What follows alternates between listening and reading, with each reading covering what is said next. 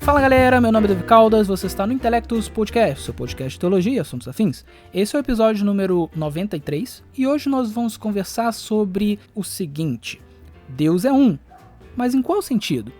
Antes de mais nada, você já sabe, se você está ouvindo esse podcast no YouTube, não deixe de curtir, comentar, compartilhar, se inscrever no canal caso não seja inscrito e ativar o sininho de notificações para não perder as nossas atualizações. Se estiver ouvindo este podcast em outra plataforma de vídeos ou de podcast, também não deixe de divulgar este trabalho. Você também pode ajudar financeiramente este podcast fazendo um Pix para a chave davicaldasb, este B é de Bezerra, @gmail.com.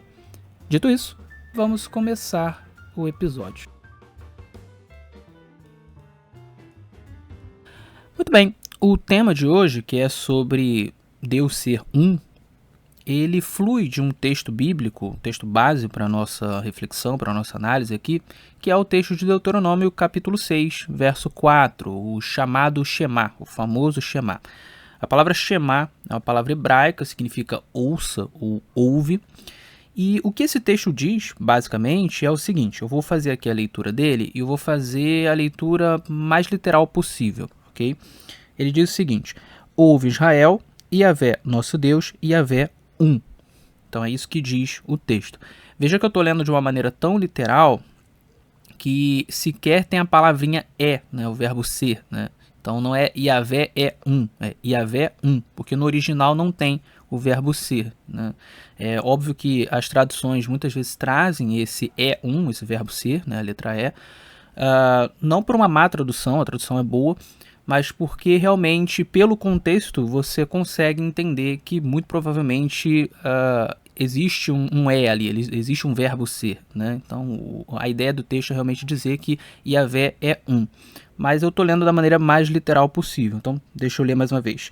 Ouve Israel, Yahvé, nosso Deus, Yahvé um. Também é interessante mencionar que a palavrinha Yahvé, né, o nome de Deus, a gente nem sabe se essa é a pronúncia correta, né? Então, para ser mais exato, se eu fosse ler aqui, eu nem leria Yahvé, porque no original você teria que, traduzindo, YHWH, né, que é o tetragrama.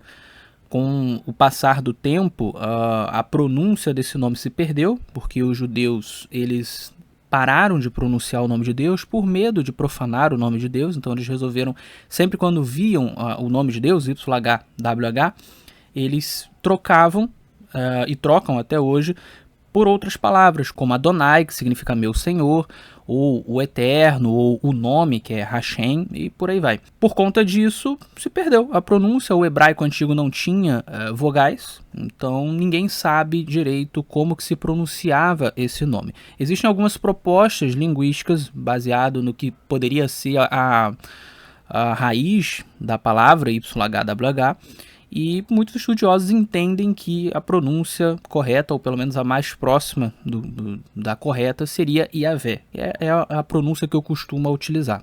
Okay? Mas se a gente fosse ser ainda mais literal, nem Yahvé seria. Né? O que nós temos aqui é YHWH, que a gente não sabe qual é a pronúncia. E pois bem, o que eu quero discutir nesse episódio é justamente qual é o sentido desse texto e, mais precisamente, qual é o sentido da palavra um aqui. E, basicamente, existem pelo menos duas formas de interpretar esse Yahvé é um aqui.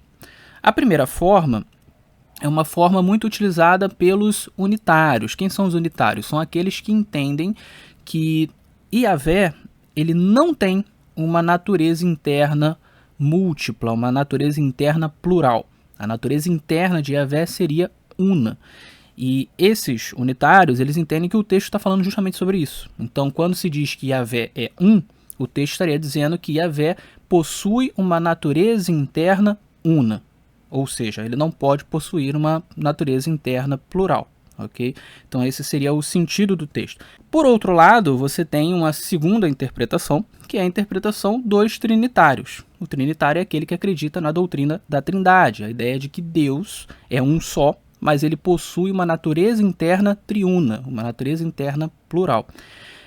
Os trinitários costumam a interpretar esse texto aqui, entendendo que esse Yahvé é um, não se refere à natureza interna de Yahvé, mas se refere sim ao fato de que Yahvé é o único Yahvé, é o único Deus. Não há outro Yahvé, não há outro igual a Yahvé.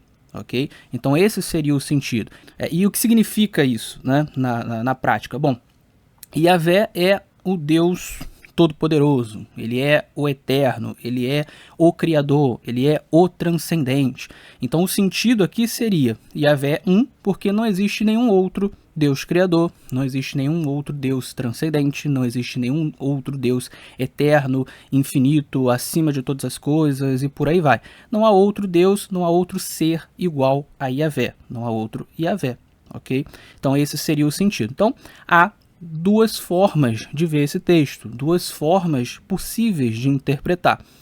Linguisticamente falando, idiomaticamente falando, tanto um como o outro sentido são possíveis, tá? O texto pode estar falando da natureza interna de Yahvé e o texto pode estar falando que Yahvé é o único Yahvé, que não existe outro Yahvé, que não existe outro Deus como Yahvé.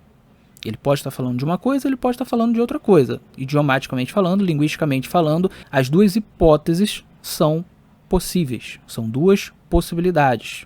E aí, é claro, se a visão unitária estiver correta, se o texto estiver falando da natureza interna de Deus, então a trindade é um ensino falso. Ok? Deus não é trinitário, Deus não tem uma natureza interna triuna. Mas se a visão trinitária estiver correta sobre esse texto, ou seja, o texto está falando de Yahvé ser o único Deus, de não haver outro Yahvé, então é perfeitamente possível que Yahvé tenha uma natureza interna triuna, porque o texto não estará falando sobre a natureza interna de Deus. O texto não estará proibindo a ideia de um só Deus que tenha uma natureza interna triuna, uma natureza interna plural, ok? Então é bastante importante a gente entender qual desses sentidos é o verdadeiro, para que a gente possa entender se esse texto pode ser utilizado para contradizer a trindade, para proibir a ideia de trindade, ou se ele pode ser usado para dizer, não tem nenhum problema você crer que Deus é uma trindade, ok? Então ou o texto está falando disso, ou o texto nada diz sobre isso, ele está falando sobre outra coisa, ok? Então esse texto pode ser um texto contra a trindade e pode ser um texto que não fala nem contra nem a favor, que está simplesmente dizendo que Yahvé é o único Deus, ok? Bom, como que a gente pode descobrir qual das duas visões está correta se as duas são linguisticamente possíveis? É aquela questão que eu falo em vários episódios. Existem análises de diversos contextos e elas precisam ser feitas. A análise do contexto linguístico, idiomático aqui, ela não é suficiente para a gente chegar numa conclusão, porque linguisticamente falando pode ser tanto uma visão quanto a outra correta, ok? O texto suporta isso. Mas existem outros contextos a serem avaliados. O contexto temático, por exemplo, ou seja, o que vem antes e o que vem depois no texto, né? Esse costuma ser o contexto principal. Quando a gente analisa as coisas dentro do contexto temático, a gente consegue entender melhor o que está sendo dito ali, né? Porque a gente entende o tema central. Existe o contexto histórico, cultural, o contexto estilístico, enfim, tem vários tipos de contextos, o contexto teológico, que podem nos ajudar também a entender um texto bíblico, uma passagem bíblica. Então, a gente precisa analisar outros contextos para tentar entender do que essa passagem está falando. Qual é o sentido desse Yahvé é um nessa passagem, ok? Então, vamos trabalhar primeiro o contexto temático, para ver o que o contexto temático pode nos dizer sobre esse assunto. O texto é Deuteronômio 6,4. Eu vou ler o verso 4 de novo e o verso 5, que é o verso imediatamente posterior. Eu vou trocar aqui, né, na minha versão aqui está o Senhor, né, e eu vou trocar por Yahvé, que é o mais próximo do original, né? Então, diz o seguinte: ouve Israel, Yahvé nosso Deus, Yahvé é um. Amarás, pois, Yahvé, teu Deus, de todo o teu coração, de toda a tua alma e de toda a tua força. Então, esse é o verso 4 e o verso 5. Olha que coisa interessante. Aparentemente, o verso 4, que fala que Yahvé é um, ele é o motivo, ele é a razão pela qual nós devemos amar a Yahvé sobre todas as coisas, com todas as nossas forças. Porque o verso 4 vai dizer que Yahvé é um, e o verso 5 vai dizer: amarás, pois, ou amarás, portanto, ou por isso amarás a Yahvé sobre todas as coisas, com todas as suas forças, etc, etc. Então, a razão aqui que é dada é porque Yahvé é um. Yahvé é um, portanto, a gente deve amar a Yahvé desta forma. Agora note, se a gente interpretar Yahvé é um como sendo uma declaração sobre a sua natureza interna, esse texto não faz muito sentido.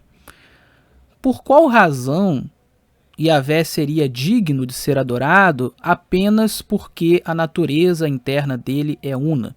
Então quer dizer que se Yahvé tivesse uma natureza interna dual ou triuna, plural, né? Então ele não seria digno de ser adorado? Ele só é digno de ser adorado porque ele tem uma natureza interna una? Isso não faz o menor sentido, porque no fim das contas, a natureza interna de Deus, a natureza interna de Yahvé, ela poderia ser qualquer uma, ela não influencia a dignidade dele ou a não dignidade dele. Se Yahvé tiver uma natureza una, de qualquer forma ele continua sendo o Criador, o Eterno, o Transcendente. E se ele tiver uma natureza interna triuna, ou dual, ou qualquer coisa que seja, ele também continua sendo o Criador, o Eterno, o Transcendente. Isso não muda. Ou seja, o motivo pelo qual nós devemos amar a Yahvé não é porque a natureza dele é una ou é triuna. O motivo pelo qual devemos amar a Yahvé é porque Yahvé é o Deus Criador, é o Deus Transcendente, é o Eterno, etc. E isso se encaixa com a visão trinitária desse texto, de que Yahvé é um, no sentido de que não há outro Yahvé, não há outro como Yahvé, não há outro Deus, não há outro Deus Criador, não há outro Eterno, não há outro Infinito. Yahvé é o único Deus, é o único Ser Criador, é o único Ser Infinito e Eterno. Ele não pode ser comparado a nada, a nenhuma criatura, a nenhum outro ser. Não há outro Yahvé, não há dois Yahvé, né? Então veja, faz muito mais sentido você interpretar dessa maneira. E nesta visão, esse um Yahvé é um, acaba ganhando o sentido de único. Yahvé é único, e é por isso que muitas traduções vão colocar esse texto da seguinte maneira: ouve Israel, Yahvé, nosso Deus, Yahvé é o único, ou é o único Yahvé. Ou quando traduz como Senhor, ouve Israel, o Senhor, nosso Deus, é o único Senhor. Então, esse tipo de tradução, colocando um como único, faz todo sentido. Porque, de fato, se Yahvé é um, no sentido de não haver outro Yahvé, ou não haver outro como Yahvé, então esse um, ele tem o sentido de único. Se não há outro, Yahvé é o único. E, de fato, a palavra hebraica Echad, um, ela pode ter o sentido, em alguns textos, de único. Assim como pode ter também outros sentidos. A palavra significa um, mas ela pode ter o sentido de único, ela pode ter o sentido de primeiro, ela pode ter o sentido de principal, de mais importante, de apenas, de somente, dependendo do contexto. Okay? E você tem textos rabínicos na tradição judaica que vertem esse um como sendo único e que entendem que o texto quer dizer é que Yahvé é o único Deus, que não há outro como Yahvé. Okay? Então, pelo contexto temático, faz todo sentido a visão que os trinitários têm desse texto e que muitos rabinos vão ter desse texto, de que esse texto está falando que Yahvé é um no sentido de ser o único Deus, um único Yahvé. Não há outro como Yahvé. Nenhum trinitário discorda disso. Todos os trinitários entendem que Yahvé é o único Deus, que não há outro como Yahvé, que não há outro Yahvé. Ok? Então, contextualmente falando, em termos temáticos, parece que faz mais sentido pensar na visão trinitária. Ok? A visão de que esse texto não está falando da natureza interna de Yahvé, mas sim de que Yahvé é o único Deus. Mas a gente pode continuar, né? Se a gente for para os versos 12 e 14, né, um pouquinho mais à frente, esses versos dizem o seguinte: guarda-te para que não esqueças Yahvé, que te tirou da terra do Egito, da casa da servidão. A Yahvé, teu Deus, temerás, a ele servirás e pelo seu nome jurarás. Não seguirás outros deuses, nenhum dos deuses dos povos que houver à roda de ti. Então olha que coisa interessante, na continuação do texto, ou seja, ainda é o mesmo contexto, nós vemos a preocupação do texto de que as pessoas que estavam ouvindo, os hebreus, não adorassem a outros deuses, adorassem apenas a Yahvé. Então Yahvé, dentre outras coisas, ele era o único que tinha tirado os hebreus da terra do Egito. Então, mais uma vez, se enfatiza aqui. Quem te tirou da terra do Egito? Yahvé, só Yahvé, mais ninguém. Não há outro que te tirou da terra do Egito. Então, vocês não devem adorar aos outros deuses, aos deuses ao redor, mas apenas a Yahvé. Então, mais uma vez, o texto aqui ele está preocupado não com a natureza interna de Yahvé, se era una, se era dual, se era triuna, se era, enfim, plural. Não. A preocupação aqui tem vários deuses que outros povos adoram, e a gente sabe que são deuses falsos, mas enfim, tem vários deuses, vocês não devem adorar os outros deuses, vocês devem adorar a Yahvé. Por quê? Porque não há outro igual a Yahvé. Yahvé é aquele que tirou vocês da terra do Egito. Portanto, Yahvé é um, ele é único, não há outro igual, não há outro Yahvé.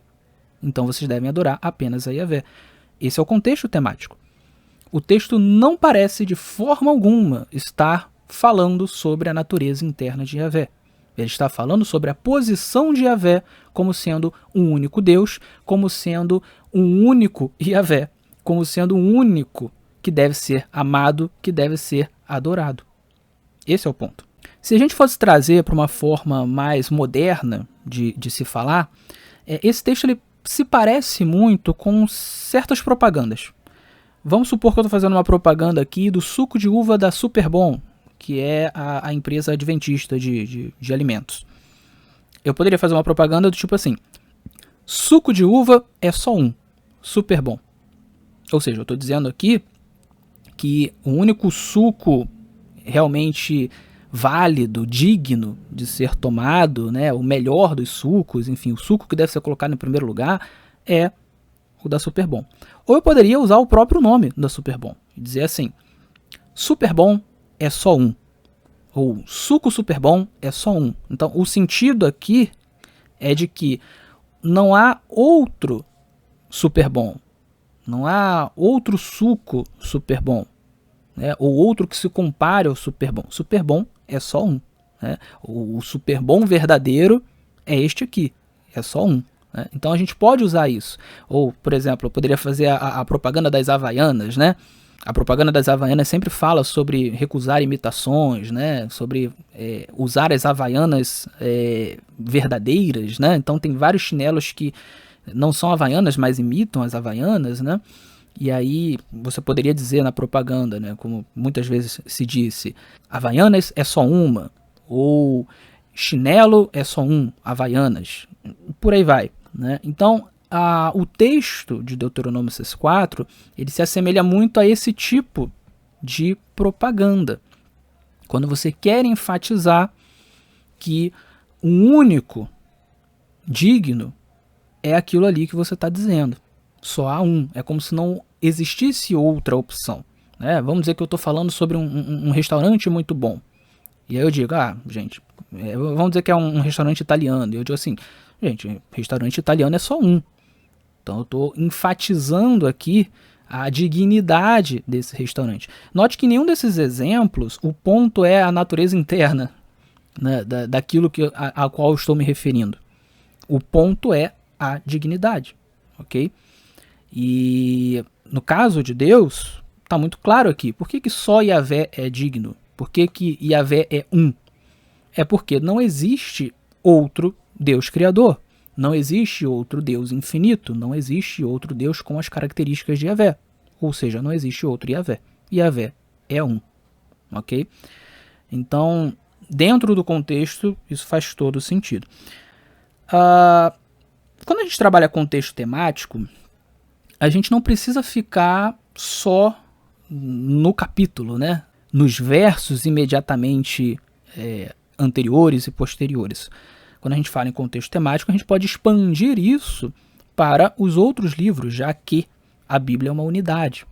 Então, a gente pode sair daqui de Deuteronômio e ir para outros livros do Antigo Testamento. Eu separei alguns textos que são interessantes para a gente fazer essa discussão. Óbvio, eu não vou falar de todos os textos possíveis, porque senão esse vídeo ia ficar com 5, 6 horas de duração. Mas eu posso citar alguns textos que são bastante interessantes nessa discussão. Então vamos lá. Em 1 Samuel, capítulo 2, verso 1 a 2, nós temos a oração de Ana. E ela diz o seguinte na sua oração, né? Vamos ler o texto. Então orou Ana e disse: o meu coração se regozija no Senhor, Yahvé. A minha força está exaltada no Senhor. A minha boca se ri dos meus inimigos, porquanto me alegro na tua salvação. Aí vem o verso 2. Não há santo como o Senhor, porque não há outro além de ti, e rocha não há nenhuma como o nosso Deus. Então veja que interessante. Ana, ela tinha essa percepção de que não há outro Deus, ou que pelo menos não há outro Deus como o Senhor, como Yahvé. E ela diz isso muito claramente, ela está distinguindo Yahvé de tudo à volta. Não há outro como o Senhor, não há outra rocha como o Senhor, não há outro além de ti. Né? Isso parece ser um eco justamente do texto de Deuteronômio, capítulo 4, verso 6, o Shema. Ela está reconhecendo aqui que Yahvé é um, que Yahvé é único. Ok? Um outro texto interessante, 2 Samuel, capítulo 7, verso 22. Essa aqui está dentro da oração de Davi. É uma oração que Davi fez. E dentro dessa oração ele vai dizer o seguinte: portanto, grandíssimo és, ó Senhor Deus, porque não há semelhante a ti, e não há outro Deus além de ti, segundo tudo o que nós mesmos temos ouvido. Então veja, Davi chega aqui à mesma conclusão de Ana, de que Yahvé é único, Yahvé é um, não há outro como Yahvé, não há ninguém a quem se compara Yahvé. Ok? Agora vejamos o que diz o Salmo 86, dos versos 8 a 10. Não há entre os deuses semelhante a ti, Senhor, e nada existe que se compare às tuas obras. Todas as nações que fizeste virão, prostrar-se-ão diante de ti, Senhor, e glorificarão o teu nome, pois tu és grande e operas maravilhas. Só tu és Deus. Então, mais uma vez, nós temos um texto aqui, de certa forma, explicando o que significa Deus ser um. Então você tem aqui a exclusividade de Yahvé enquanto Deus, enquanto poderoso, enquanto diferente de todos os outros deuses e por aí vai. Isso também parece ser um eco do Shema. E nós temos os textos de Isaías. Começando por Isaías 44, verso 6, nós podemos ler o seguinte: assim diz o Senhor, Rei de Israel, seu Redentor, o Senhor dos Exércitos: eu sou o primeiro e eu sou o último, e além de mim não há Deus. Isso aqui é interessante porque aqui o texto ele usa essa expressão, o primeiro e o último. O que isso significa? Ser o primeiro dá aquele sentido de que tudo começa em Deus. De fato, tudo começa em Deus. Deus é o Criador. Então Deus está em primeiro, em termos cronológicos, em relação a qualquer outra coisa. Ele é o primeiro. Ele dá o pontapé inicial. E ele é o último porque tudo acaba nele. Né? As pessoas morrem porque Deus permite que morram. Todas as coisas têm fim se Deus disser que tem fim. Então, ele é o começo e o fim. Ele é o primeiro e o último. Quando você tem essa expressão, Deus é o primeiro, embora a expressão aqui no original não seja Echad, se eu não me engano é Rishion, que é uma palavra especificamente para primeiro, mas existe uma relação entre Rishion e Echad, no sentido de que o número 1 é o primeiro. Então, quando você vai fazer uma contagem de qualquer coisa em termos naturais, em termos positivos, né, você vai começar pelo 1, não há algo antes de 1. Então, Deus ele é o primeiro, e ao ser o primeiro, a gente pode dizer que ele é um, também no sentido de primeiro. Então existe uma certa relação entre Echad, um, e primeiro, Rishon, né? Quando Deus diz eu sou o primeiro e o último, existe uma certa relação aqui. A gente pode colocar isso também como um eco daquilo que é dito em Deuteronômio 6, 4. Aí na sequência nós temos Isaías 45, 5, 6, depois o verso 18 desse mesmo capítulo e os versos 21 a 22. Então eu vou ler aqui na sequência, né? Eu sou o Senhor e não há outro. Além de mim não há Deus. Eu te cingirei, ainda que não me conheces, para que se saiba até ao nascente do sol e até ao poente que além de mim não há outro. Eu sou o Senhor e não há outro. E aí continuando. Porque assim diz o Senhor, que criou os céus, o Deus que formou a terra, que a fez e a estabeleceu, que não a criou para ser um caos, mas para ser habitada. Eu sou o Senhor e não há outro. E mais adiante. Declarai e apresentai as vossas razões, que tomem conselho uns com os outros. Quem fez ouvir isto desde a antiguidade? Quem, desde aquele tempo, o anunciou? Porventura não o fiz eu, o Senhor? Pois não há outro Deus, senão eu. Deus justo e salvador não há além de mim. Olhai para mim e sede salvos, vós, todos os limites da terra, porque eu sou Deus e não há outro. Então são textos que enfatizam muito essa questão de que não há outro além de Yahvé. Quando eu digo aqui Senhor, no original está escrito Yahvé, ok? Vamos para Isaías 46, dos versos 5 a 9, nós podemos ler o seguinte: A quem me comparareis para que eu lhe seja igual? E que coisa semelhante confrontareis comigo? Os que gastam o ouro da bolsa e pesam a prata nas balanças, assalariam o ourives, para que faça um Deus e diante deste se prostrem e se inclinem. Sobre os ombros o tomam, levam-no e o põem no seu lugar. E aí ele fica, do seu lugar não se move. Recorrem a ele, mas nenhuma resposta lhe dá, e a ninguém livra da sua tribulação. Lembrai-vos disto, e tende ânimo, tomai-o a sério, ó prevaricadores. Lembrai-vos das coisas passadas da antiguidade, que eu sou Deus e não há outro. Eu sou Deus e não há outro semelhante a mim. Então aqui o texto ele, inclusive faz uma comparação entre Yahvé, que é o Deus verdadeiro, o Deus criador, e os deuses falsos das outras religiões, dos pagãos, que eram deuses de barro. As pessoas faziam essas esculturas e se prostravam diante delas e adoravam e faziam pedidos, e esses deuses nada faziam, nada podiam fazer, porque eles eram deuses de barro. Então, aqui está muito claro, Yahvé colocando que ele é único, ele é um, porque ele é diferente de todos esses outros. Não há outro igual a Yahvé. Nós temos também aqui, por último, Isaías 48, dos versos 11 a 12, que vai falar coisa semelhante. Então diz assim: por amor de mim, é que faço isto, porque como seria profanado o meu nome? A minha glória não a dou a outrem. Dá-me ouvidos, ó Jacó, e tu, ó Israel, a quem chamei. Eu sou o mesmo, sou o primeiro e também o último. Então, mais uma vez, ele vai usar essa ideia aqui de ser o primeiro, o iniciador de tudo, e o último, no qual tudo tem fim. Ok? Todos esses textos, eles formam um conjunto temático maior, mostrando como que para a Bíblia, para os autores bíblicos, para diferentes autores bíblicos, Ana, quem escreveu o livro de Samuel, que a gente não sabe quem foi, mas que colocou ali a oração de Ana, Davi, os salmistas, Isaías, para todos esses, era clara a ideia de que Yahvé, ele é um, no sentido de não haver outro igual. Ok? Então, tudo isso aqui faz parte desse contexto. Então, existe o contexto ali imediato de Deuteronômio, mas você vai encontrar ecos dessa ideia em outros textos bíblicos.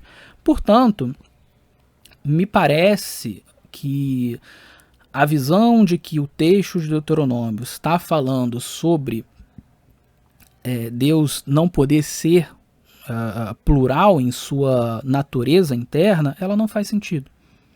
Em nenhum texto aqui você vai encontrar essa ideia de que Deus é digno, Deus é diferente, Deus deve ser adorado, Deus deve ser amado, simplesmente porque a natureza dele é una, no sentido interno. Não existe esse texto. Né? O que você tem aqui são textos, como os que eu acabei de ler, que enfatizam que Yahvé é diferente dos outros deuses.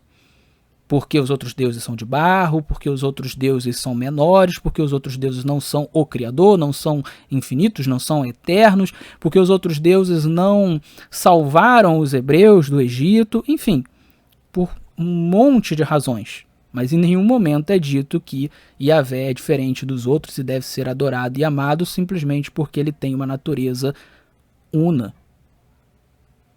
Isso não está nos textos. E nem faria muito sentido. Não faria sentido nenhum, na verdade.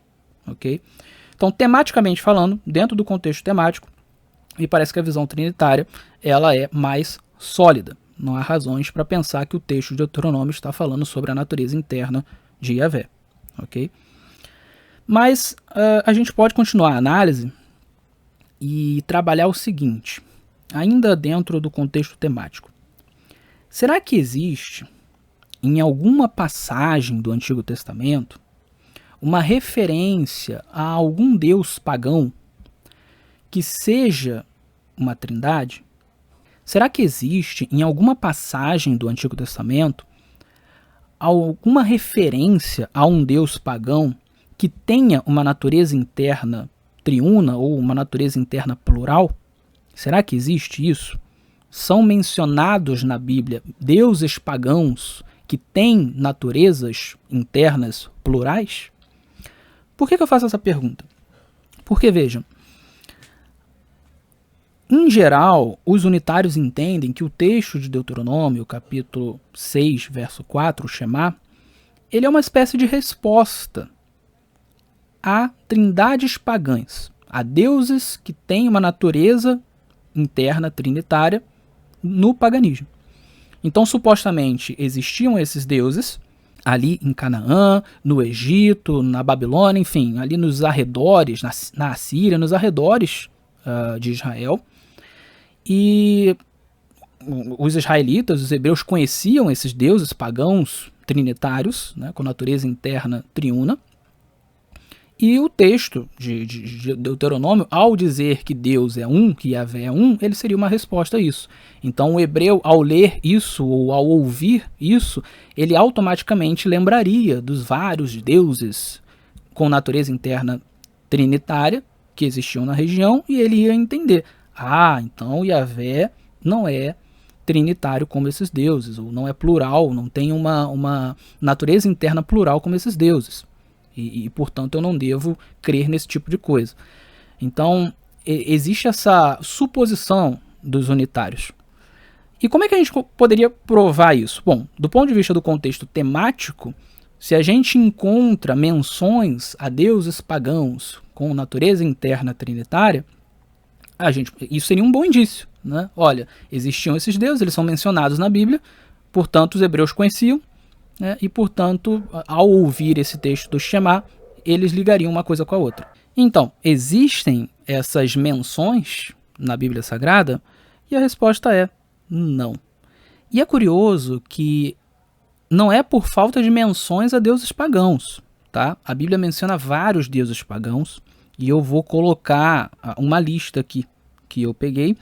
Não vou citar as referências, você pode achar isso no Google, você pode achar isso no ChatGPT, enfim, porque senão o texto vai ficar muito grande. Mas eu vou só ler alguns nomes, eu acho que todos os nomes, que aparecem no Antigo Testamento de deuses pagãos da região. Canaã, Babilônia, Egito, por aí vai.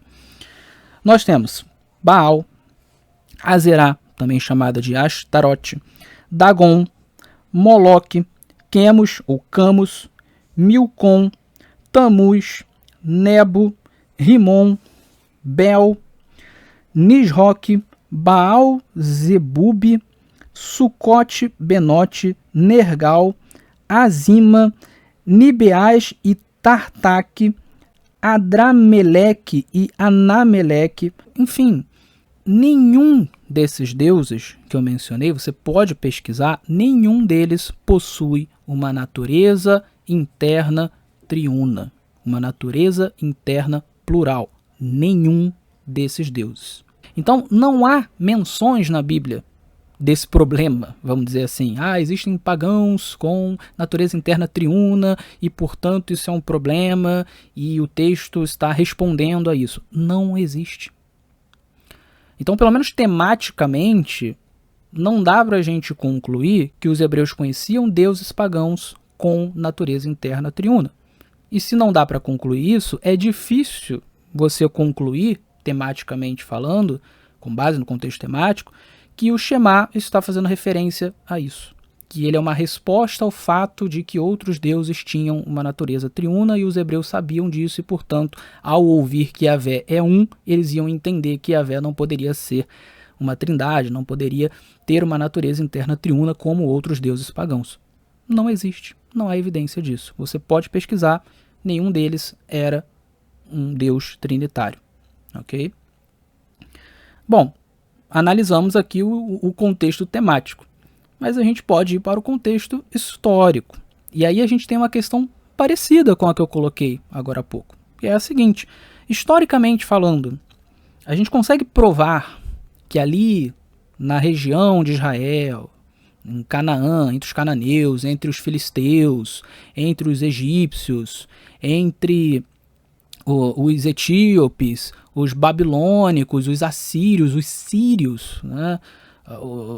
Ali na região da Medopérsia, em toda essa região ali que circundava Israel, a gente consegue provar que existiam deuses que tinham uma natureza interna triuna.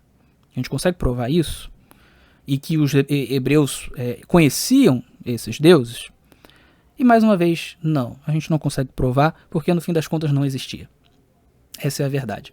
E aí, claro, os unitários, eles defendem nos seus manuais que existiam trindades pagãs, que esse conceito de trindade é pagão e que todos os povos da antiguidade tinham deuses que eram trinitários, ok? Mas isso é uma mentira, ok? Isso é uma forçação de barra. Por quê? O máximo que você consegue encontrar entre os pagãos, ou pelo menos entre os pagãos naquela região, essa região que circundava Israel, o máximo que você consegue encontrar são as chamadas tríades. O que são tríades?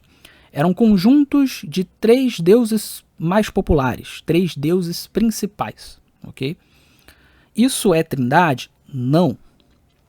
Trindade é um Deus só, com uma natureza interna triuna, uma natureza interna plural. Isso é trindade.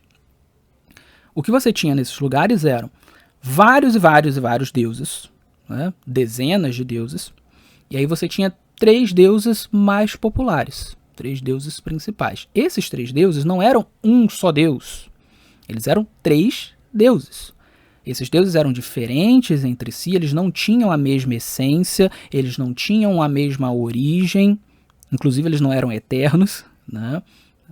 Eles tinham origens, né? Os deuses pagãos no geral têm origens, eles não são eternos, e eram origens diferentes, eram essências diferentes, eram histórias diferentes, eles tinham funções diferentes, eles eram deuses com poderes e habilidades diferentes, e eles inclusive brigavam entre si.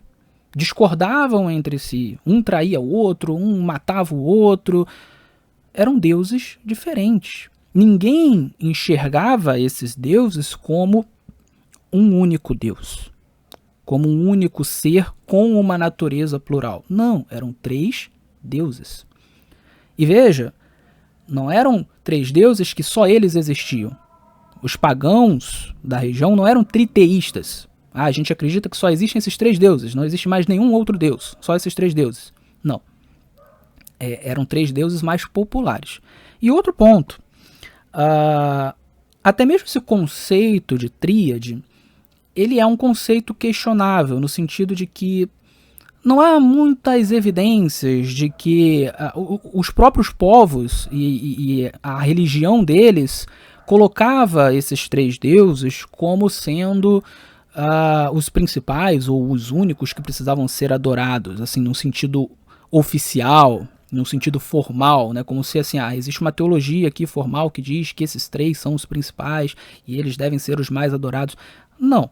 O que você tem simplesmente é historiadores olhando para determinados recortes do tempo e do lugar e dizendo, ó, dentro desse recorte aqui os três principais são esses. Então, em muitos casos, nós poderíamos dizer que essa é apenas uma avaliação do próprio historiador. O historiador olha para determinado período, para determinado lugar e elege três deuses principais. Mas é arbitrário. Por que não 4? Por que não 5? Por que não 6? Ou por que não 2? Por que tem que ser 3? Né? Quem é que decide que esses são os principais e um quarto deus não seria um dos principais? E uma das formas de a gente entender como que isso é arbitrário é a gente olhando, por exemplo, para a mitologia egípcia. Você tem a tríade egípcia, que é Osíris, Ísis e Horus. Né? Osíris e Íris são um casal e Horus é o filho, né, desse casal.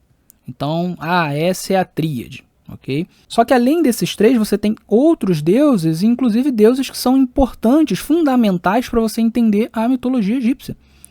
Por exemplo, você tem o deus Sete. O deus Sete é fundamental na história de Osíris, Ísis e Horus. Você não consegue entender a mitologia egípcia, no que diz respeito à história desses três deuses, se você não incluir Sete. E por aí vai. Então, por que não 4? Os deuses principais são 4. Por que não 5? Então isso aqui é apenas um recorte de historiadores. Eles elegem 3 que são principais. Outro ponto é que essas tríades, elas mudam de tempo para tempo, de lugar para lugar. Se você for estudar a história dos deuses egípcios, nem sempre foram esses 3 os mais importantes. Em outros momentos foram outros.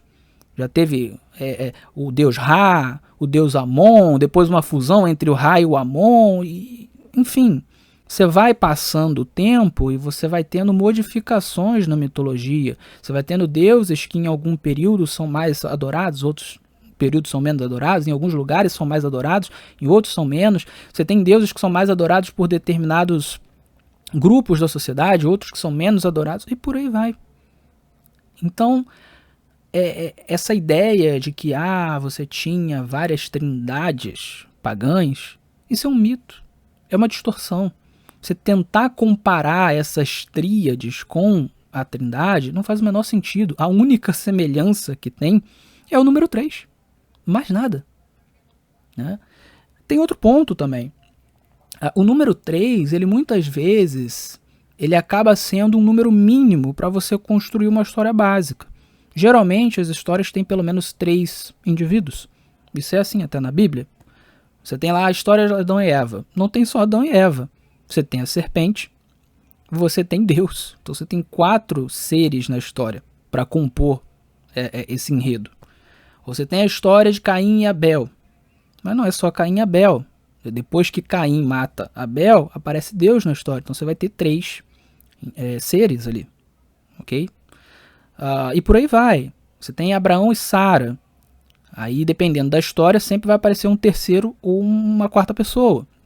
Você tem Abraão e Sara e a serva de Sara, por exemplo. Você tem Abraão e Isaac, no momento em que ele vai sacrificar o seu filho. Né? E aí aparece o anjo e diz para isso não acontecer. Mais uma vez, nós temos 3 seres ali. Então veja, é muito comum que uma história básica ela tenha pelo menos 3 pessoas, muitas vezes 4. Parece ser um número mínimo. Claro, você pode construir uma história com 2 pessoas apenas. Você pode ter um relato com 2 pessoas apenas. E existe. Mas geralmente o mínimo é 3. Então é muito comum, você vai ter tríades pagãs. O que você vai ter ali muitas vezes é um casal e o seu filho, que é uma família básica, um núcleo familiar básico. Ou você vai ter um casal e um amante ou um amante. Né? Às vezes um deus que tem 2 esposas. Né? E aí isso gera um enredo. Se você tem um Deus com duas esposas, essas esposas muitas vezes vão brigar. Ou se você tem um casal e um amante ou uma amante, né, vai ter uma briga ali, um conflito, né, e por aí vai. Então, esses enredos, no básico, eles precisam ter 3 indivíduos, no geral. É difícil você ter um enredo só com 2 indivíduos. Geralmente você vai ter 3, é um número mínimo. Muitas vezes 4, 5, por aí vai. No caso da mitologia egípcia, você não consegue construir a história da mitologia egípcia sem 4, em vez de 3. Você precisa do Horus, do Osíris, da Ísis e do Sete. Quem estuda a mitologia egípcia sabe que o Sete é extremamente importante na história desses 3 deuses. Então, é uma tríade ou é um quarteto? Então, enfim, isso é um dos problemas que existe, eu noto muitas vezes, de pessoas que fazem uma má comparação das religiões. Existe a ciência, o estudo da religião comparada, onde você vai comparar as religiões para ver as semelhanças e as diferenças, né? E é muito fácil, às vezes, você criar comparações que são muito superficiais e chegar a conclusões que não fazem sentido. Então, eu pego aqui, como tem 3 deuses principais, né, e até isso é questionável, por que são os principais? Quem disse que são os principais? Mas enfim, um historiador aqui escolheu 3 deuses principais em cada uma desses povos, né? Então, por causa disso, logo, número 3, então isso aqui tem tudo a ver com a Trindade, então logo a Trindade é uma crença de origem pagã. Gente, não é assim que se faz religião comparada, né? Tem uma religião aqui que usa água para purificação. Então logo o batismo é uma cópia de religiões pagãs porque ele usa água. Gente, não é assim que funciona. Religião comparada não se faz desse jeito. Isso é maluquice, ok? Então, é uma mentira, é um equívoco unitário. Historicamente falando, não existem deuses, pelo menos naquela região. Talvez exista, sei lá, em alguma outra região muito distante, em algum período muito distante, exista alguma coisa semelhante a um deus triuno, ok? Não estou fechando aqui a possibilidade. Mas em termos de aquela região em torno de Israel, e no próprio Israel, não existiam deuses pagãos com natureza interna triuna. Historicamente, isso não existe. Ou seja, não há nenhuma base histórico-cultural para dizer que o texto do Shema está falando sobre natureza interna de Yahvé e sendo uma resposta e se opondo ao fato de que existiam deuses, o suposto fato de que existiam deuses pagãos com natureza interna triuna. Não há evidência disso. As evidências são opostas. E as listas de deuses que nós temos, nenhum deles se encaixam de fato na ideia, no conceito de um ser com uma natureza interna triuna, como é o caso do Deus cristão, né? Veja, então dentro de toda essa análise, eu chego à conclusão de que a visão correta, a interpretação correta do Shema ouve Israel, Yahvé, nosso Deus, e Yahvé é único. É um no sentido de ser um único Yahvé, um único Deus. Não há outro Yahvé, não há outro como Yahvé, não há outro Deus, ou pelo menos outro Deus verdadeiro. Não há outro Deus eterno, infinito, transcendente, criador de todas as coisas, libertador do povo hebreu. Não há outro. Esse é único, portanto ele é um. Ok? Esse seria o sentido, e mais uma vez, não são só os trinitários que pensam dessa maneira. Eu coloquei aqui como sendo a visão que os trinitários têm, mas essa visão, eu não digo a trindade, mas eu digo a visão de que esse texto está falando que Yahvé é único, ela é uma visão sustentada por muitos judeus. Ela é uma visão que você vai encontrar na tradição judaica. Tem vários judeus, seguindo ali, por exemplo, Maimônides, que vão dizer que o texto está tratando da unidade interna de Deus? Sim. E eu acredito até que hoje essa é a visão majoritária, desde Maimônides, né? Ele que começou a enfatizar muito essa ideia. Mas se você for analisar toda a tradição judaica, você vai ter vários rabinos ensinando ao longo dos séculos que o sentido do texto é que Yahvé é o único Deus, é o único Yahvé. Não há outro igual a ele. E há base bíblica suficiente para a gente sustentar essa noção. E bom, eu poderia terminar por aqui, né? Eu já fiz a análise do texto, já cheguei à conclusão, mas eu quero ir um pouco adiante. Eu quero trabalhar a ideia de trindade dentro do Antigo Testamento, a Bíblia hebraica, e em especial dentro da Torá. É óbvio que eu não vou me estender aqui, eu não vou ler um monte de textos, porque senão isso vai ficar muito longo, mas eu quero dar um panorama geral. O que eu quero mostrar aqui é a ideia de um Deus triuno, de um Deus que tem uma natureza interna plural, triuna, ela é uma ideia que existe na Torá e em todo o Antigo Testamento, em toda a Bíblia hebraica, e obviamente no Novo Testamento também. Ou seja, não é uma ideia pagã, é uma ideia hebraica, é uma ideia que flui da Bíblia hebraica. E eu quero mostrar isso de uma maneira resumida para o ouvinte, para o espectador, ok? Como é que eu vou mostrar isso? Bom, vamos lá. Eu quero que a gente comece com a seguinte questão. Como que o hebreu da época de Moisés, da época de Josué, da época de Davi, de Isaías, como que o hebreu ele via a Deus, ele entendia a Deus? Existem pelo menos duas maneiras, duas formas de como o hebreu entendia a Deus, e elas são concomitantes. Ele via Deus dessas duas formas, tá? Não era ou uma ou outra, ele via dessas duas formas. Isso eu estou falando com base na Bíblia hebraica, tá? Então como que era?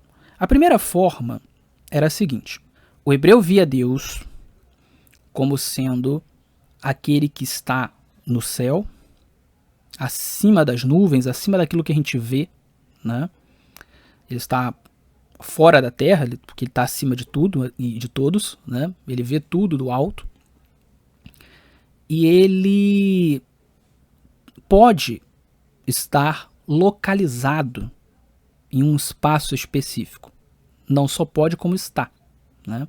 Ele tem o seu trono acima dos céus, em algum local fora da terra. Ele subsiste de maneira corpórea, inclusive.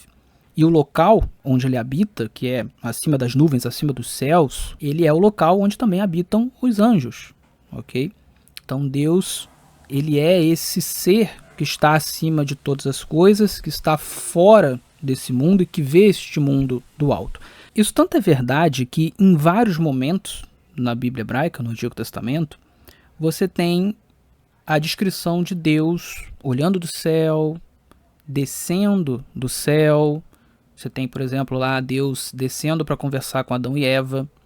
Você tem Deus descendo no evento ali da confusão das línguas, né? O evento ali da Torre de Babel, que ele desce. Você tem Deus descendo para ver o que estava acontecendo ali em Sodoma e Gomorra. E aí, nesse episódio, ele conversa com Abraão, é Gênesis 18. Né? O próprio Deus conversa com Abraão. Então você tem essas descrições de Deus no céu, de Deus olhando do céu, de Deus descendo do céu.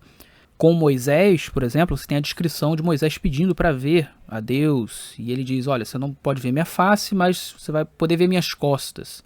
E aí Moisés no monte vê as costas de Deus. Né? Então, essa primeira forma do hebreu ver Deus, entender Deus, é como sendo Deus do céu, ou o Deus que está no céu, que olha do céu, que eventualmente pode descer do céu. Então ele pode estar localizado em um espaço específico, ele subsiste de uma maneira corpórea, de uma maneira material, ele consegue dialogar com as suas criaturas, tratar com as suas criaturas. E aqui o cristão racionalista, né, ou talvez até o judeu racionalista, ele pode dizer assim, poxa Davi, mas isso aí não pode ser uma descrição literal. Isso aí tem que ser uma descrição simbólica, porque evidentemente Deus é o Criador e, portanto, ele está além de tudo. Ele não pode ser temporal, ele não pode ser feito de matéria, ele não pode ter um corpo, ele está acima de todas essas coisas. Então, esse céu não é literal, nada disso é literal, tudo isso é uma visão antropomórfica de Deus e por aí vai. Mas note, Eu concordo que de fato Deus está acima de todas as coisas, que ele é anterior, vamos colocar assim, a tempo, espaço, matéria, energia, e que portanto ele não está abaixo dessas coisas, ele não é um ser espaço-temporal de maneira inerente, de maneira intrínseca. Né? Eu concordo com isso. No entanto, isso não impede que Deus se revista da sua própria criação. Para quê? Para que ele possa ter uma conversa, um diálogo com a sua própria criação, meio que de igual para igual. Então, por exemplo, quando Deus conversa com Abraão, ele toma a forma de um homem, um humanoide. Ele come com Abraão. Né? Então, o que ele está fazendo? Ele está se revestindo da sua criação para lidar com a sua criação meio que de igual para igual. Ok? Para dialogar, para se comunicar com a sua criação, com as suas criaturas. Então, Deus ele pode se fazer espaço-temporal, se revestir de uma estrutura espaço-temporal, de uma estrutura corpórea, de uma estrutura material? Pode. Ele pode fazer isso. E do ponto de vista cristão, né, que entende que Jesus é Deus, ele fez isso. Né? Ele se encarnou. Ele entrou na história. Ele se revestiu de temporalidade, de materialidade, de corporeidade, de espacialidade. Então Deus pode fazer isso. Logo, é possível você pensar em Deus como transcendente e ao mesmo tempo como alguém que tem poder para se revestir da sua criação e, portanto, se localizar em um lugar específico. Ele pode fazer isso. Então, eu não vejo necessidade de entender essas descrições como sendo símbolos. Elas podem ser literais. Claro, pode haver algo de símbolo nessas descrições. Por exemplo, o trono de Deus está sendo descrito como tendo fogo e etc. Isso pode ser e provavelmente é símbolo. É uma forma de expressar determinados aspectos de Deus e do seu trono e da sua majestade. Né? Não necessariamente Deus é um velho de barba sentado num trono de fogo, com cabelos brancos, roupas brancas. Isso tudo pode ser simbólico, para representar alguma coisa. Mas não necessariamente a ideia de Deus realmente ter se revestido de materialidade e, portanto, aparecer com um corpo em um lugar específico, não necessariamente isso é simbólico. Me parece que isso é literal, pode ser literal e é literal. Me parece que de fato há um local que a gente chama de céu, né, que evidentemente não é imediatamente acima das nuvens, né, mas há um local fora da terra, né, onde Deus escolheu habitar e onde estão os seus anjos. Né. Não me parece que é um absurdo você defender isso, e não me parece que seria um absurdo pensar que os hebreus viam as coisas exatamente dessa maneira. Porque essa era a visão comum do mundo na época. Então, por que os hebreus pensariam diferente? As pessoas viam os seus deuses de maneira corpórea, de maneira espacial, temporal. Okay? A diferença é que, para o hebreu, Deus ele é o Criador, ele é eterno. Então, a partir daí, a gente consegue concluir logicamente que Deus está acima de todas essas coisas. Então, ele tem uma natureza essencialmente atemporal, espacial e material. Mas ele pode, no momento em que ele cria o universo, se revestir da sua criação, passando a estar localizado em um lugar específico, ele pode. Ele é Deus. Não há nenhum problema, não há nenhum impeditivo nisso. Então eu acredito nesse Deus que faz isso, que é o Deus que aparece ali no Éden, que molda o ser humano, né, que sopra nas narinas do ser humano e que vai efetivamente aparecer no jardim e conversar com o ser humano, né, depois do pecado, por exemplo. Então, me parece que o hebreu, ele via Deus dessa maneira. E é interessante que você vai ter várias vezes no Antigo Testamento a expressão Deus do céu, ou Deus que está no céu. Né? É normal isso. Então, se via Yahvé como o Deus do céu, ou o Deus que fez o céu, mas essa relação com o céu, ela existe. E ela existia em outros povos.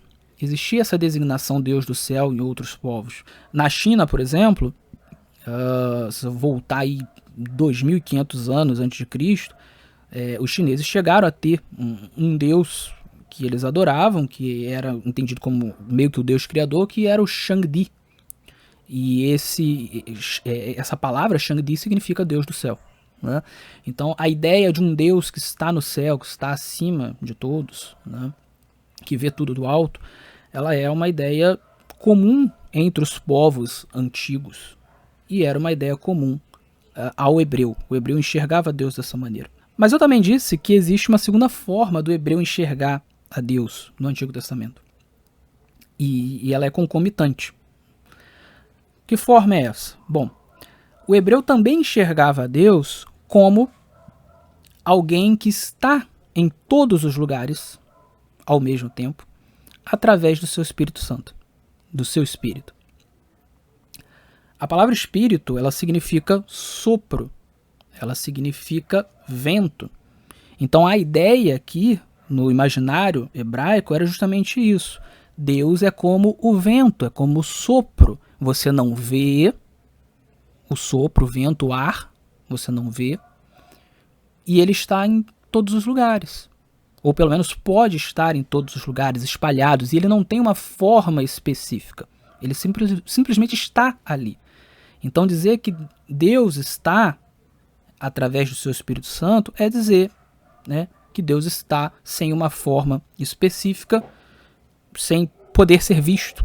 E aqui cabe enfatizar que na mentalidade hebraica o Espírito de Deus, ele é a própria presença de Deus. Você tem essa ideia no Antigo Testamento, você tem essa ideia na Bíblia hebraica. O Espírito de Deus é equivalente à presença de Deus. Então, se o Espírito de Deus está aqui, a presença de Deus está aqui. Então, o Deus do céu, que está no céu, ele também está aqui se o seu Espírito estiver aqui. Ele está aqui através do seu Espírito.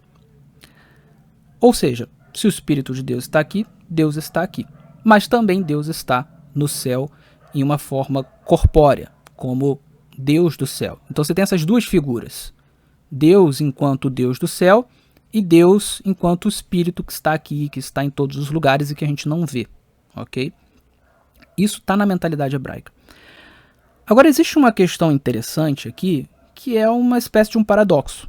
Porque veja, ao mesmo tempo em que o Espírito de Deus é visto como o próprio Deus, como a presença de Deus, então se o Espírito de Deus está aqui, Deus está aqui, e esse Deus do céu, né, também o Espírito é visto como alguém que o Deus do céu manda, né? Então existe essa percepção hebraica de que o Deus do céu, ele envia o seu Espírito para a terra, ele envia o seu Espírito, por exemplo, para repousar sobre um profeta, para inspirar um profeta, para habitar um profeta, né? Então há esse envio, ele sopra o seu Espírito nas narinas de um indivíduo, para que ele esteja cheio do Espírito Santo de Deus. Então o Espírito Santo é ao mesmo tempo Deus e ao mesmo tempo alguém que Deus envia. Então, em um sentido, ele é o Deus do céu. Em um outro sentido, ele não é, porque ele é alguém enviado pelo Deus do céu. Isso é um paradoxo. São duas ideias aparentemente contraditórias entre si. Paradoxos são feitos para a gente resolver, tá? Porque se você não resolve um paradoxo, ele é uma contradição, e contradições lógicas são ideias inválidas. Então o paradoxo é uma ideia aparentemente contraditória. Você tem que resolver. Existe alguma forma de resolver, ok? O problema é que a Bíblia ela não dá a forma explícita de resolver esse paradoxo, né? Então você tem que pensar um pouquinho. Como é que eu consigo resolver este paradoxo? Como é que eu consigo resolver a questão de que o Espírito Santo é Deus, mas ao mesmo tempo é alguém enviado por Deus, né? Como é que eu resolvo isso? E bom, uma forma possível é dizer que o Espírito Santo de Deus, ele seria alguém enviado por Deus que representa a Deus. E por ele representar a Deus, ele acaba sendo Deus naquele momento em que ele está representando. Essa é a teoria da representação. O representante, enquanto ele está representando, ele é o próprio representado, né? Então, muitos unitários trabalham, inclusive, com essa teoria. Geralmente trabalham com essa teoria em relação a Jesus, né? Os unitários que acreditam em Jesus. Mas eu já chego nesse ponto. A gente poderia tentar aplicar isso ao Espírito Santo. O Espírito Santo é alguém enviado por Deus, ou algo enviado por Deus, né? Alguns acreditam que o Espírito Santo é apenas uma energia, uma força ativa de Deus. Então, seria um algo, não um alguém. Algo enviado por Deus que representa a Deus. E por isso, naquele momento, é Deus, na hora de sua representação. Mas isso é problemático pelo seguinte: existem dois tipos de representação. A representação imperfeita e a representação perfeita.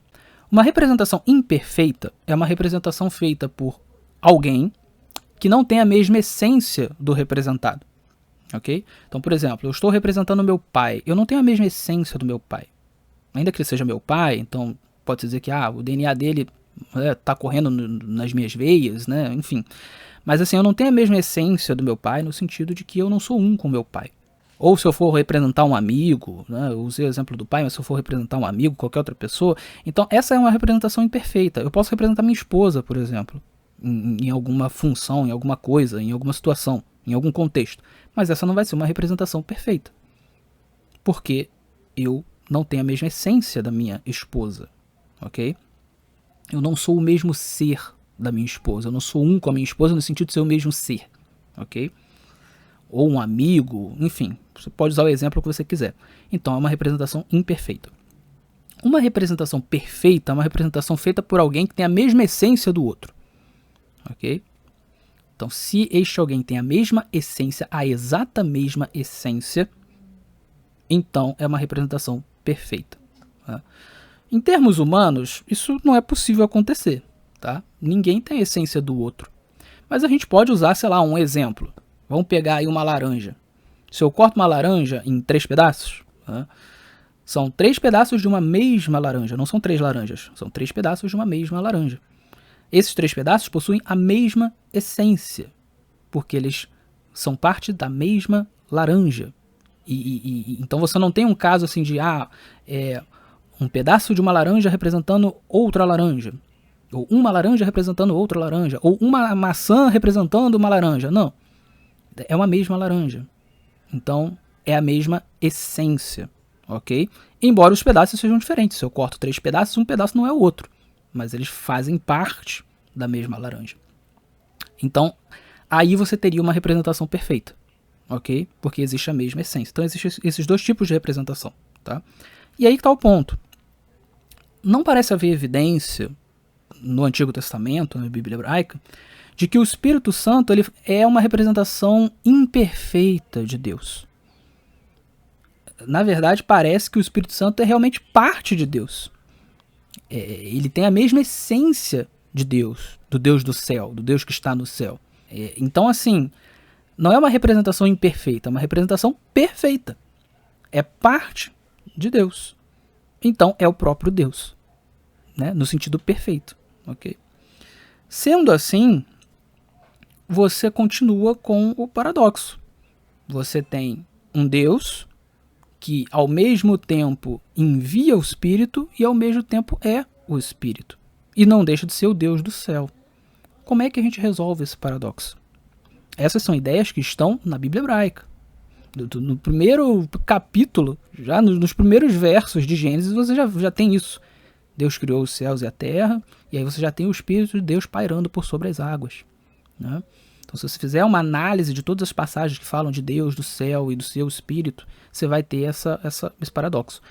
Bom, a forma trinitária de resolver, que eu acredito que seja a forma correta, que seja uma forma bíblica, é Deus tem uma natureza interna plural.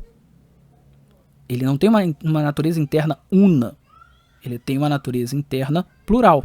É mais que um, né? No mínimo 2, né? Então aqui nós teríamos 2 figuras divinas, ou 2 pessoas divinas. O Deus do céu, o Deus que está no céu, e o Deus Espírito. São 2 deuses? Não. É um Deus com uma natureza dual, né? Então o Espírito Santo de Deus, ele é um com Deus. Portanto, é Deus também, ok? Assim sendo, parece que existe muita base bíblica para a gente pensar que Deus é, no mínimo, dual. Ele é o Deus do céu e ele é o Espírito Santo do Deus do céu, que está em todos os lugares, que vem sobre os profetas, que é soprado pelo Deus do céu. E o hebreu enxergava isso. O hebreu conseguia explicar isso da maneira como eu estou explicando. Ah, Deus é um ser de natureza interna dual. Provavelmente não, né? Então provavelmente ele jogava isso na conta do mistério. Não conseguia explicar direito, porque é difícil de explicar, é difícil de sistematizar, ok? Mas o hebreu cria nisso, de que Deus ele é visto dessas duas formas.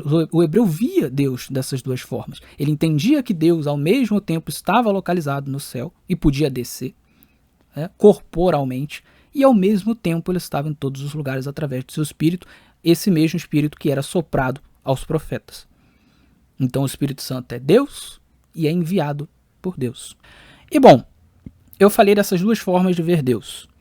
Existe uma terceira forma, mas aí a gente não tem muita certeza de como exatamente isso era visto. Então eu vou explicar, tá?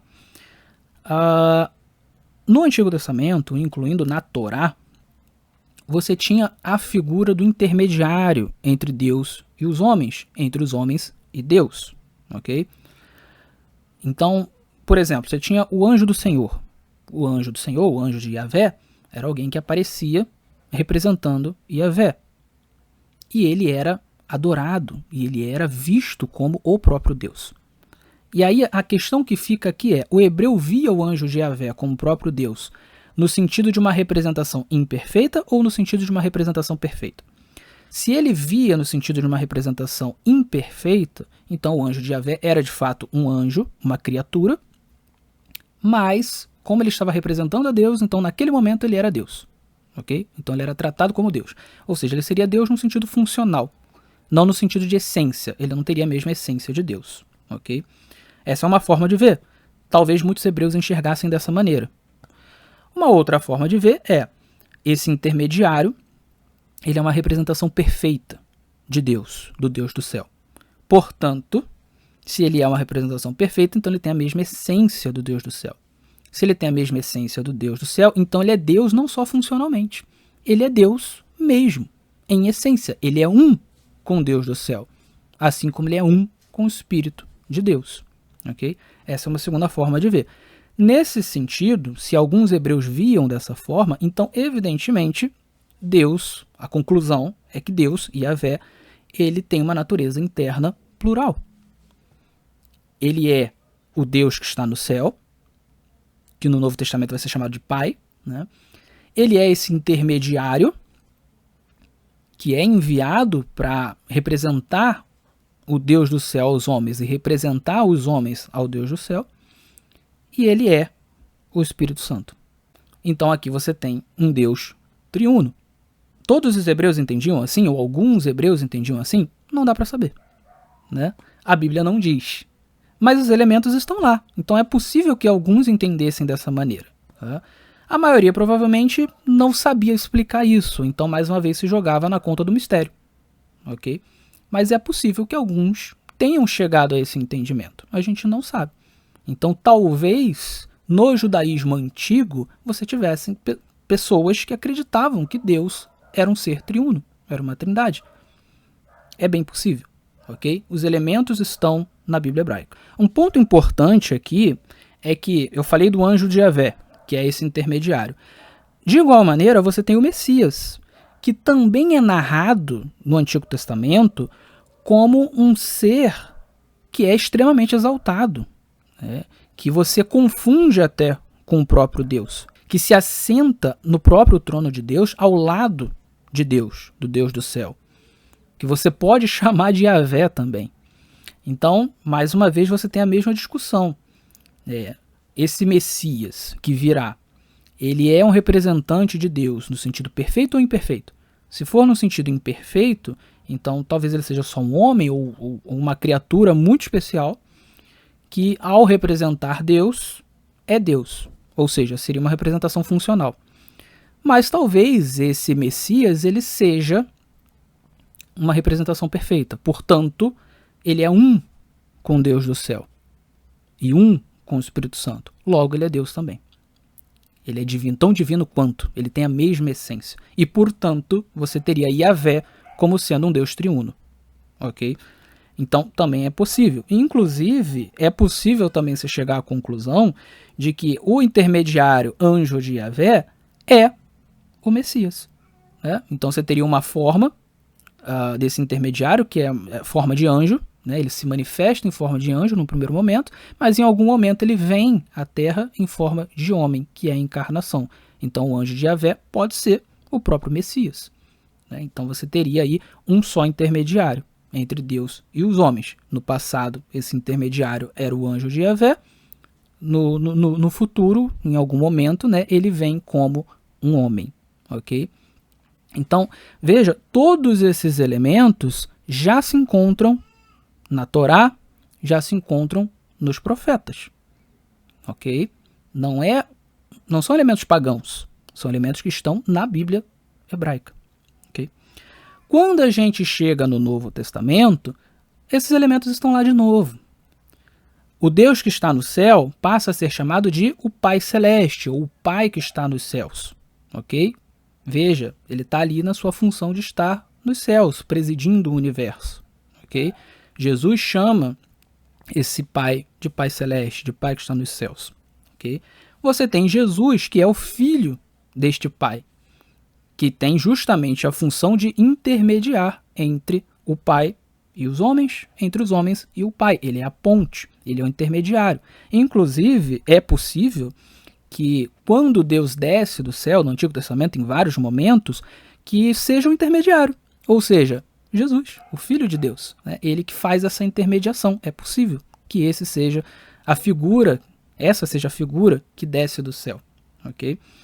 E no Novo Testamento é Jesus, o Filho de Deus. Ele está aqui, ele é Deus, mas por que ele é chamado Filho de Deus? Porque ele vem à Terra com esta função, a função de ser o intermediário e, portanto, a função de ser submisso a este Pai. Ele vem com a função de ser um homem como qualquer outro. Isso está muito claro no Novo Testamento. Então, mesmo que ele seja Deus, ele não vem com a função de Deus. Ele vem com a função de Filho de Deus. Por isso que ele é submisso ao Pai, por isso que ele diz que ele é menor que o Pai. De fato, ele veio nessa função. Ele tem que ser submisso. Ele tem que agir como um homem. Tá? Ele tem que ser um homem perfeito. Okay?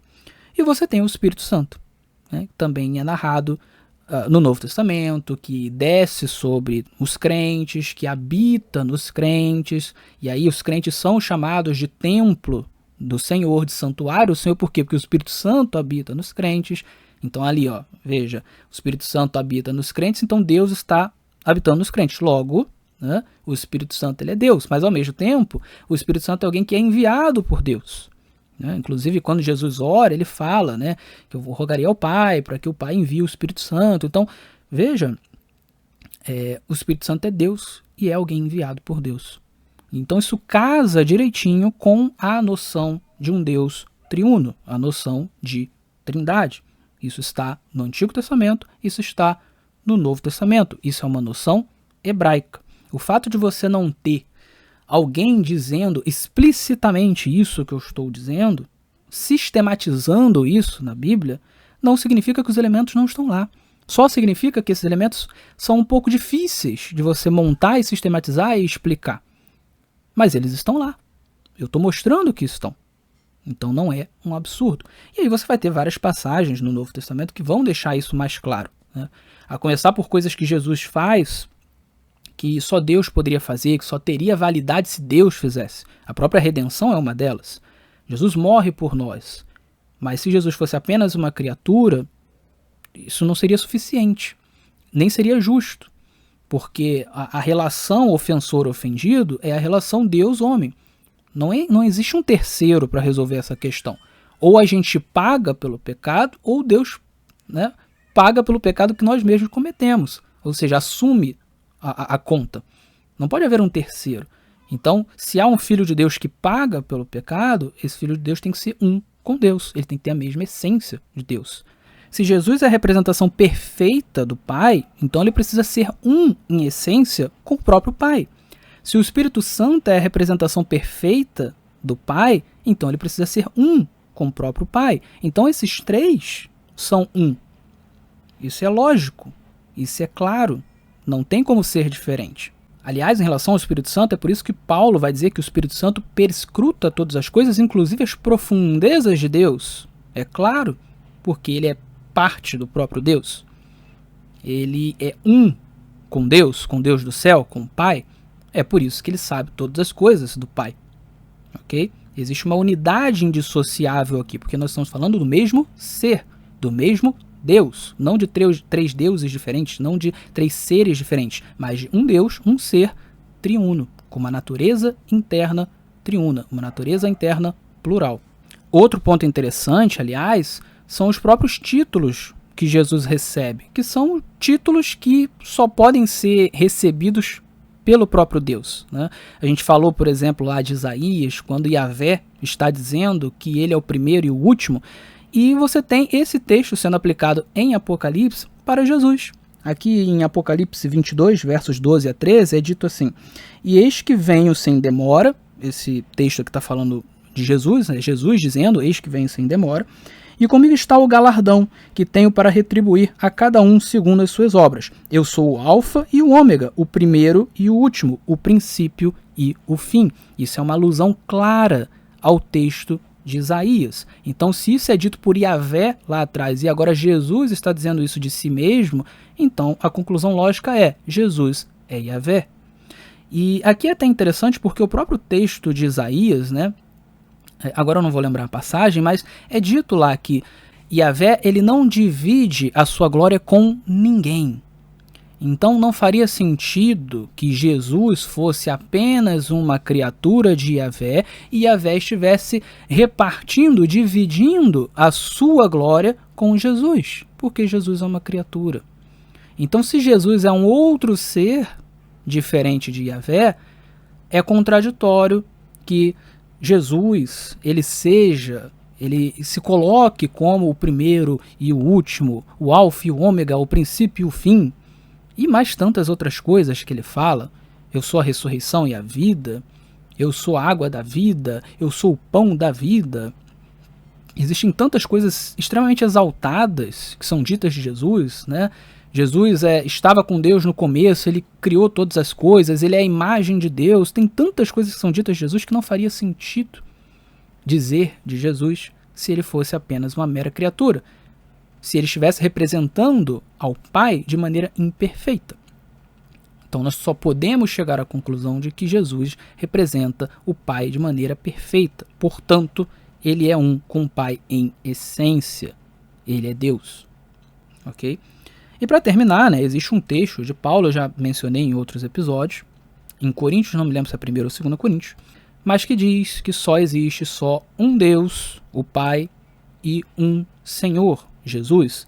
E muitos unitários usam esse texto para dizer, olha aí, esse texto está dizendo que Jesus não é Deus, que o único Deus é o Pai, Jesus é o único Senhor.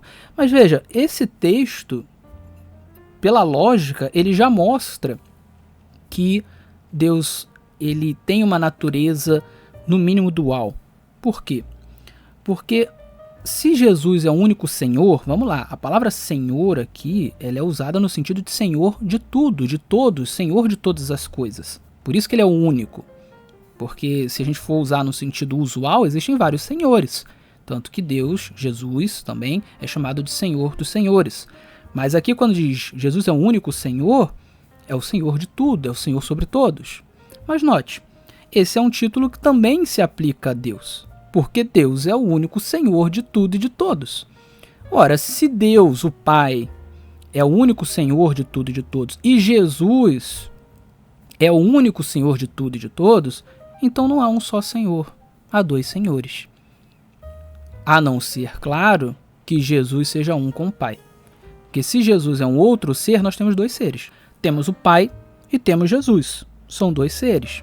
Seriam dois senhores. Agora, se o Pai e Jesus são um em essência, então faz sentido dizer que só há um Senhor, que é Jesus. Porque ele é um com o Pai. Então você dizer que o Pai é Senhor e que Jesus é Senhor, não é dizer que existem dois senhores, porque eles são um em essência. Então podemos dizer que o Pai é Senhor e que Jesus é Senhor. Então esse texto, ele acaba deixando claro que existe ali uma unidade indissolúvel entre o Pai e Jesus. Então por que Paulo diz que só há um Deus, que é o Pai, e um Senhor, que é Jesus? Porque o título serve para os dois. Porque os dois possuem uma unidade indissolúvel. Há uma diferença entre o Pai, o Filho e o Espírito Santo.